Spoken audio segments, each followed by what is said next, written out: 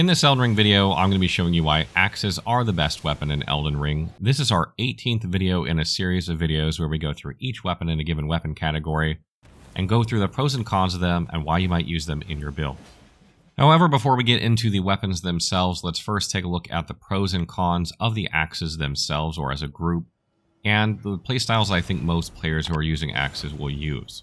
So let's talk about the pros first, and first up for pros is that there's a large variety of different axes that have different movesets within axes themselves. So not each axe is the same, whereas when we did the flails video, pretty much the flails had the same moveset no matter what flail you're using.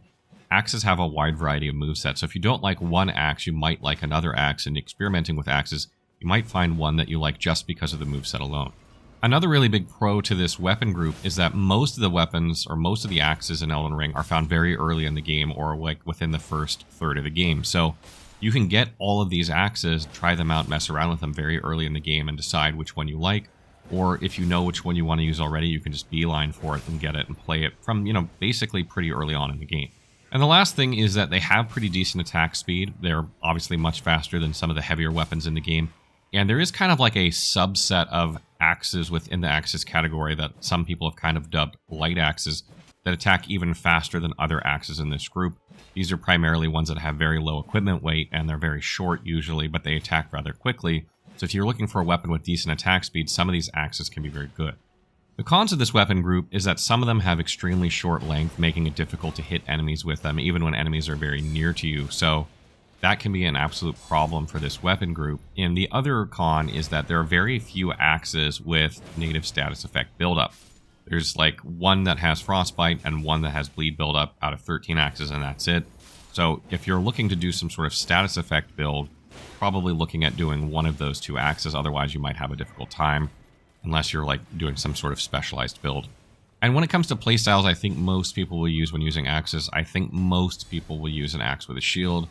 And that's because the dual wield moveset of axes is not particularly great. Their attacks are not synchronized, meaning that they tend to be staggered and somewhat the same speed as like a one-handed weapon generally. So you're not really going to use that moveset very effectively compared to the dual wield moveset of a lot of other weapons in this game. And additionally, there's only one unique axe that lends itself very well to a spell axe sort of build in this game. And I think there are a lot better weapons out there in other weapon groups that kind of makes sense if you're trying to make like a spellcaster hybrid sort of build. So then we come to axe and shield, which we just kind of get there by process of elimination, because if you're not dual wielding and you're not using it in some sort of hybrid spellcaster build, what's in your offhand? Probably going to be a shield. So that's why I think a lot of people will use axe and shield. So let's jump into the axes themselves. We'll start with the unique axes first. First one up is the Icerind Hatchet. The Icerind Hatchet shares the default attack of other axes, though it attacks faster than most other axes and deals physical damage. It's the second lightest axe in Elden Ring, weighing 3, and requires some points in strength and dexterity in order to use. The Icerind Hatchet has a lot going for it. It attacks faster than most axes, it's extremely lightweight, it's the only axe that does frostbite on hit, and it can be found pretty early on in the game with a horseback ride into Learning of the Lakes. However, it does have the lowest attack rating of all axes. Its weapon skill, Hoarfrost Stomp, does 100% magic damage, can set Frostbite rather easily, and is relatively cheap at 10 FP, though its damage is rather low for a weapon skill. Dexterity does increase the damage of this skill, but not as much as you would think. This makes optimizing the damage of this weapon rather tricky, since boosting magic damage does nothing for the normal attacks, and boosting physical damage does nothing for Hoarfrost Stomp. The sweet spot for this weapon is at about 55 dexterity and minimum strength. It scales fine up to 80 dexterity, at which point you would switch to strength, making it very well suited for a first playthrough and maybe NG+, but not much further than that. I'd likely use this weapon with a medium or lighter great shield for block counters, using Hoarfrost Stomp when facing many enemies or difficult ones to kill. Ritual Sword Talisman is not a bad pairing with this weapon, since it will boost both Hoarfrost Stomp and regular attacks, as long as you maintain full HP, and Millicent's Prosthesis and Rotten Wing Sword Insignia are not bad because it attacks so quickly. Up next is the Ripple Blade. The Ripple Blade shares its light and strong attacks with the Warped Axe and deals physical damage. It has an average weight for an axe in Elden Ring, weighing 4.5, and requires some points in strength and dexterity and a good amount in arcane in order to use. The Ripple Blade is a rather unique weapon, sharing its native arcane scaling with the Ripple Crescent Halberd, and is excellent for builds that use the Dragon Communion Seal to cast incantations. It's one of the longest axes in Elden Ring and has decent attack rating. However, its claim to fame is how well it synergizes with blood, poison, and soporific greases, since these take into account the native arcane scaling, making them more effective on this weapon and the Ripple Crescent Halberd than every other weapon in the game. Its weapon skill Wild Strikes is phenomenal, especially when paired with greases, and can be used to set status effects or deal damage very easily. But its charged R2 after an R2 is particularly amazing as it hits twice quickly, allowing you to finish off enemies fast and take advantage of the Axe Talisman effectively. The sweet spot for this weapon is around 55 or so arcane, but it scales very well up to 80 where it drops off significantly. Since it has no other scaling, it lends itself much better to a first playthrough or maybe NG+, but not further than that. I'd play this weapon with a shield in the offhand with a Dragon Communion Seal as a backup to cast incantations with. Buff with Grease for hard to kill enemies and bosses, but otherwise just use incantations to buff when not facing them. Make sure to use the Axe Talisman to take advantage of the weapon's unique charged R2 attacks. Up next is the Stormhawk Axe. The Stormhawk Axe shares the default attack of other axes and deals physical damage. It's one of the heavier axes in Elden Ring, weighing 5.5, and requires a decent amount of strength and some dexterity in order to use. The Stormhawk Axe is deadly. Not only does it have the highest attack rating among axes when buffed with Thunderstorm, but it is also one of the longest and you can acquire it pretty early on in the game. The downside is that it can be missed early on if you don't know how to get it. Thunderstorm is a great weapon skill that not only deals high damage but adds 120 lightning damage to your weapon for 40 seconds. However, you will likely only use this very situationally on hard to kill enemies and bosses because it is expensive at 19 FP, and even more expensive if you follow up twice at a total FP cost of 43. And even though its damage is very high for a weapon skill, it does very little stance damage, meaning you will need high poise and a good opening to pull off both follow-ups without being interrupted. The sweet spot for this weapon is at about 55 strength and 45 dexterity, but it scales decently up to 80 in both stats, making it excellent for NG+ and beyond. Prioritize strength early on for more damage and to help meet the requirements for shields you may use. Because you'll have a good amount of strength with this weapon, I highly recommend using it with a great shield and no skill so you can cast Thunderstorm whenever you want, while block countering the rest of the time. Both Carrion Filigreed Crest and Assassin Cerulean Dagger can help keep the cost of Thunderstorm manageable early on in the game when you have lower mind and fewer flasks, so I highly recommend using one or both of them early on. Again, make sure you have high poise armor too so that you can use Thunderstorm without interruption, and note that Winged Sword Insignia, Rotten Winged Sword Insignia, Millicent's Prothesis, nor the Thorny Crack Tier trigger from Thunderstorm's use, so do not incorporate those into a build using this weapon. And the last unique axe is Rosus Axe. Rosus Axe shares the default attack of other axes and deals physical and magic damage. It's one of the heavier axes in Elden Ring, weighing 5.5, and requires a decent amount of strength and intelligence and some dexterity in order to use. Rosus Axe is a lot better than some would think. It's the longest axe in Elden Ring, it has the second highest attack rating of all axes when unbuffed, and it can be found somewhat early on in the game. Its biggest downsides are that it has split physical and magical damage, 2/3 physical and 1/3 magic, which really isn't that bad, and that its weapon skill can be somewhat difficult to pull off sometimes. Its weapon skill, Rosus' Summons, deals significant damage, but it has a very long windup and isn't cheap, making it difficult to use against hyper-aggressive enemies who are all that frequently. It deals both physical and magic damage in the same ratio as the weapon itself, which makes it hard to boost its damage as effectively as some other weapon skills, since Exalted Flesh only affects part of its damage, and Magic Scorpion Charm and Magic Shredded Crack Tier only affect an even smaller portion of its damage. The sweet spot for this weapon is at about 55 strength and minimum requirements in both dexterity and intelligence. However, the weapon scales decently up to 80 strength and 50 or so in intelligence, but take strength up first and then intelligence unless you want to meet the requirements for some spells or if you wish to make a spell axe sort of build. Out of the unique axes, Rosus' Axe makes a solid candidate for a hybrid build that also spellcasts since it has high attack rating and deals some magic damage anyway. And even though you cannot change the axe's weapon skill, you might not need to use it that often, especially if you're casting spells with your FP and just using it to melee with high attack rating. So next we move on to the non-unique axes, or the axes that can be infused, and first up is the Hand Axe. The Hand Axe shares the default attack of other axes, though it attacks faster than most of them and deals physical damage.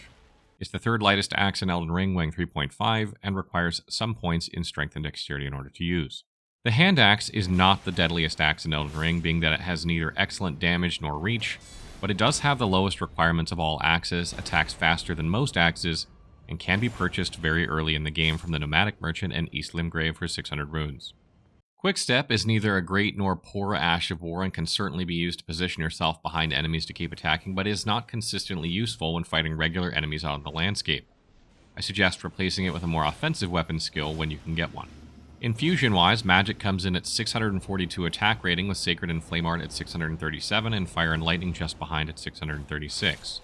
Keen and Heavy are pretty much the same attack rating with Cold just behind. I'd play this weapon with a Great Shield, taking the heavier Cold infusions, using something like Sword Dance or Wild Strikes for Ash of War when needed. Use Winged Sword Insignia or similar talismans when facing bosses and spamming R1 attacks, since this weapon attacks quickly. Next is the Forked Hatchet. The Forked Hatchet shares the default attack of other axes, but attacks more quickly and deals physical damage. It's the lightest axe in Elden Ring, weighing 2.5, and requires some points in strength and dexterity in order to use. The Forked Hatchet is one of only 2 axes with native status effects, and the only one that causes bleed, and the only one that can be infused. It's the lightest axe in Elden Ring, attacks very quickly, and can be found rather early from imps that wield it. The downside is that it has the second lowest attack rating of all axes. Much like the Hand Axe, Quick Step is a neither great nor poor Ash of War, and I highly recommend swapping it out for something more offensive that you can use regularly. Sword Dance or Wild Strikes are both valid options, particularly Sword Dance, due to how short the Forked Hatchet is.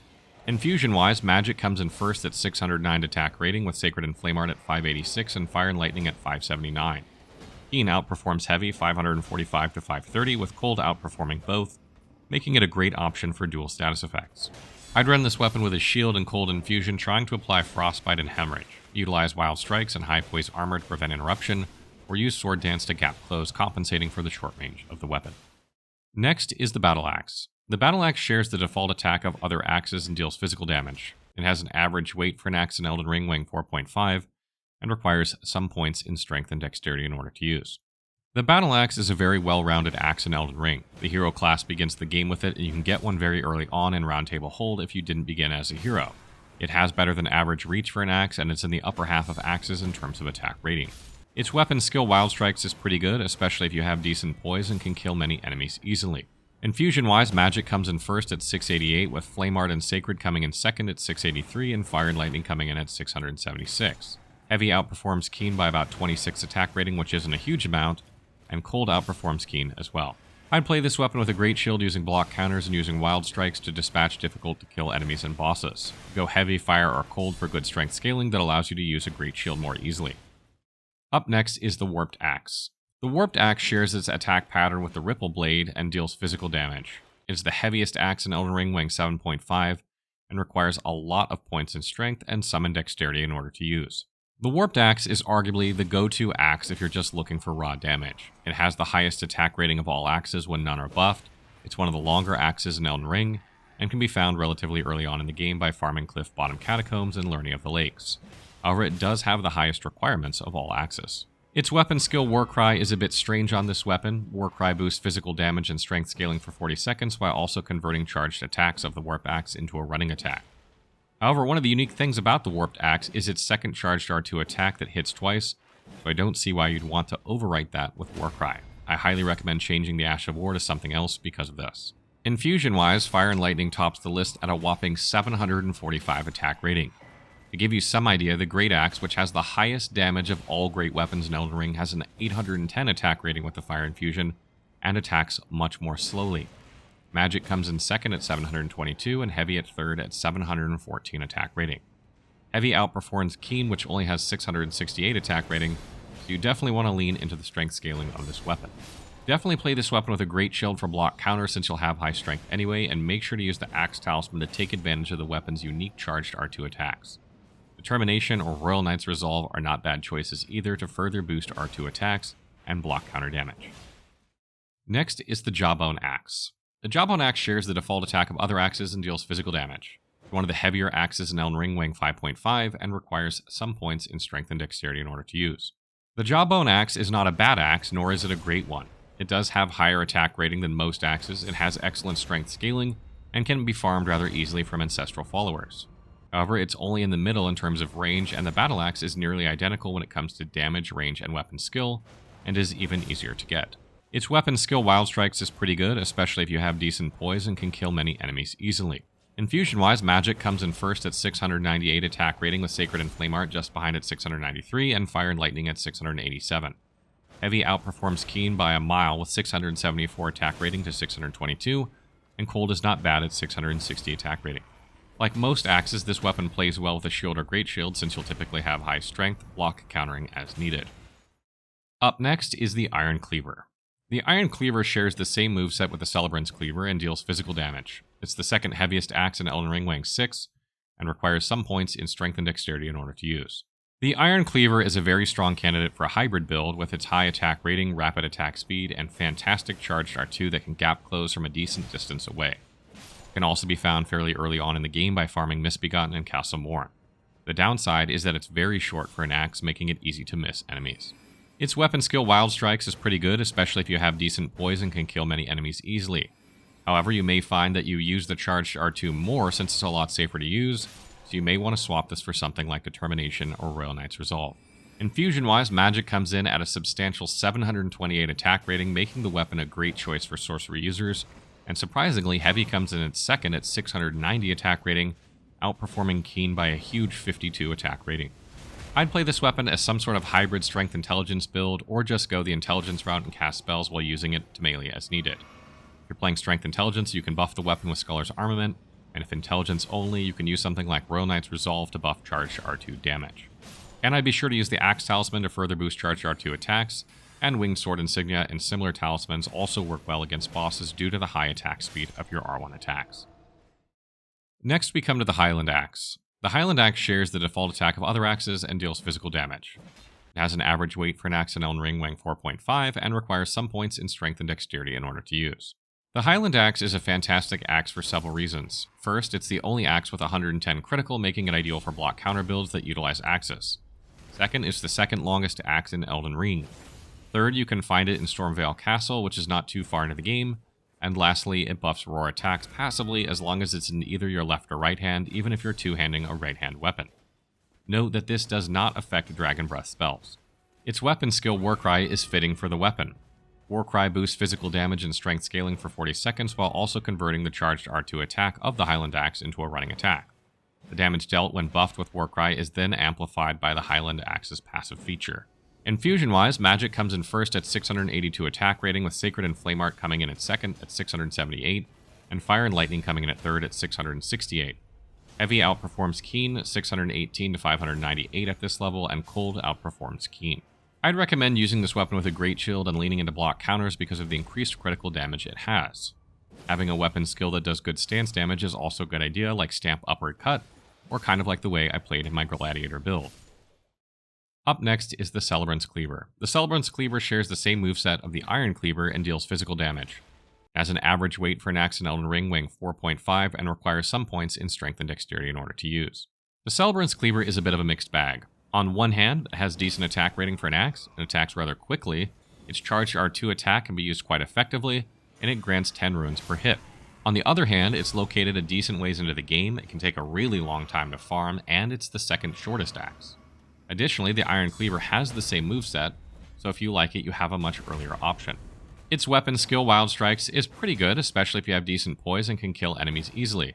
But just like the Iron Cleaver, you may find you use the charged R2 more since it's a lot safer to use, so you may want to swap this for something like Determination or Royal Knight's Resolve.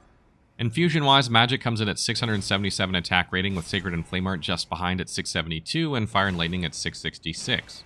Heavy barely edges out Keen at 608 to 604, with Cold outperforming both of them by a small margin at 617. I'd play this weapon with a shield or great shield for block counters, leading into the strength side of things for easier shield use. This means fire, cold, or heavy infusions-wise, and I'd be sure to use the Axe Talisman to further boost charged R2 attacks. Use Determination or Royal Knight's Resolve to buff damage of these attacks for even more success. And use Winged Sword Insignia and similar talismans against bosses due to the high attack speed of your R1 attacks. And finally, we come to the last non-unique axe, the Sacrificial Axe. The Sacrificial Axe shares the default attack of other axes and deals physical damage.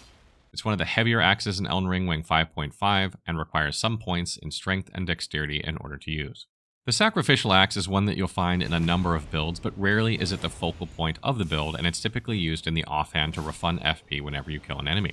However, it's actually a pretty good weapon in its own right because you get it very quickly in Weeping Peninsula by killing the Deathrite Bird, and it has pretty good attack rating for an axe.